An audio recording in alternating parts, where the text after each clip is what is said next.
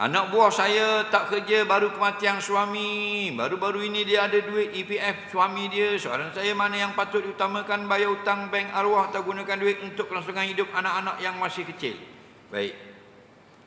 Apabila seseorang itu dia mempunyai harta, lalu dia pun mati, maka harta itu disebut sebagai tarikah atau peninggalan si mati.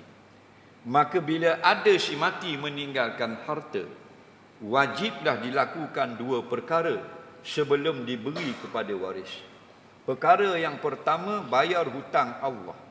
Iaitu kalau ada dia tak bayar fidyah puasa, bayar. Kalau belum pergi haji, badal haji.